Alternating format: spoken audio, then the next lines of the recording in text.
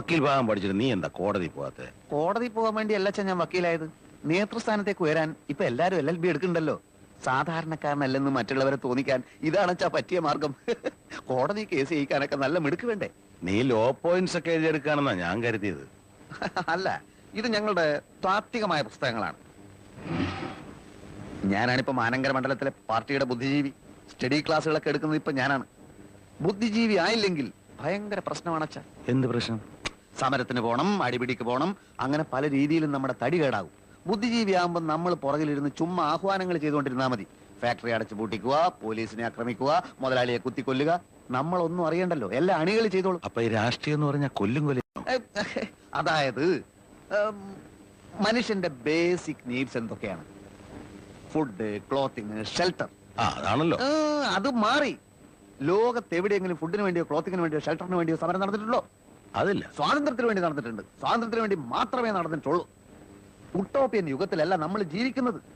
റിവിഷനിസ്റ്റുകൾ, പ്രോലറ്റേറിയറ്റ്സിന്റെ കാലാകാലങ്ങളായിട്ടുള്ള വിഘടനവാദം. എന്താണ് ഒക്ടോബർ വിപ്ലവം? What is Chinese മതിൽ? പറയൂ. അച്ഛന് സംശയം തീർക്കാൻ ഞാൻ കുറച്ച് പുസ്തകങ്ങൾ തരാം കേട്ടോ. ഈ ഭരണം കയ്യിലുള്ളപ്പോഴേ പാർട്ടിയെ വളർത്താൻ പറ്റും. അല്ലാതെ ഭരണം പോയിട്ട് പിന്നെ പറഞ്ഞിട്ട് പോരല്ല. പാർട്ടി വളർത്തലും അച്ചടക്കം കൂടി ഒരുമിച്ച് പറഞ്ഞാൽ എന്താ ചെയ്യാ? അതാണ് പ്രശ്നം. ഇതിനൊക്കെ പറഞ്ഞാൽ കുറച്ച് അച്ചടക്കമൊക്കെ വേണമെന്നാണ്.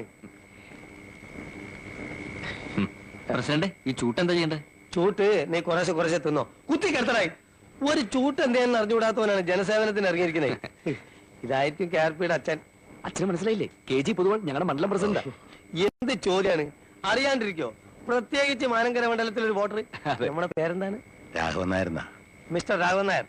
ഈ പയ്യനുണ്ടല്ലോ KRP, മിടുക്കനാ. ഇവൻ വലിയവനാകും. ചൂട്ട് കത്തിക്കട്ടെ. ഞങ്ങള് ഒരു വലിയ സന്തോഷ വാർത്ത അറിയിക്കാനാണ് ഈ രാത്രി ഇങ്ങോട്ട് വന്നിട്ടുള്ളത്. എന്താണാവോ? INSPയുടെ ഭാരതയാത്രാ ഫണ്ടിനുള്ള പണപ്പിരിവ് ഉടൻ തുടങ്ങിയ. അത് സാരല്ല, 5000 10,000 എത്രയാണെന്ന് വെച്ചാൽ KRP ഏൽപ്പിച്ചാൽ മതി. അതല്ല ഞങ്ങൾ പറയാൻ വന്നേ. യശ്വന്ത് സഹായിജി ആണല്ലോ ഭാരതയാത്രാ സംഘത്തിന്റെ നേതാവ്. ആരാ? കേട്ടിട്ടില്ലേ? INSPയുടെ ക്യാമ്പയിൻ ജോയിന്റ് സെക്രട്ടറി യശ്വന്ത് സഹായിജി.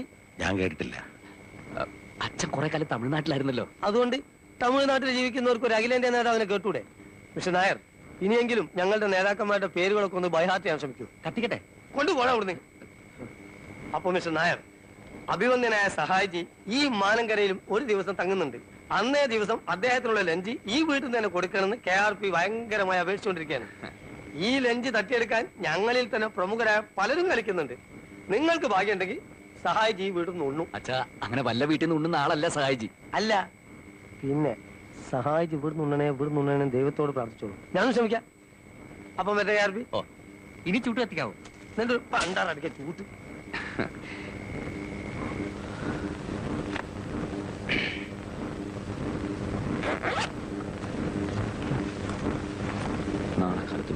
പ്രകാശ.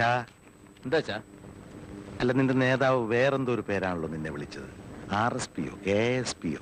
അല്ലച്ചാ, KRP. പൊളിറ്റിക്കൽ സർക്കിളിൽ ഞാൻ പറയപ്പെടുന്നത് അങ്ങനെയാ. കോട്ടപ്പള്ളി രാഘവൻ നായർ പ്രകാശൻ, അതാണ് KRP. അയ്യേ, പ്രകാശ് എന്നുള്ള പേര് നല്ലതായിരുന്നില്ലേ?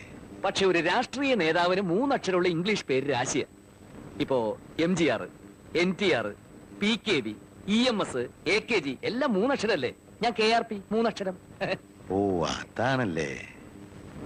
പക്ഷെ മോൻ ഇത്ര വലിയ നേതാവൊക്കെ ആയിട്ടും നമ്മുടെ ആനന്ദനെ ഒന്ന് സഹായിക്കുന്നില്ലല്ലോ. ഏതാനന്ദൻ? നിന്റെ ചേച്ചിയുടെ ഭർത്താവ്, അല്ലാണ്ടാരാ? ഓ, അതാണോ?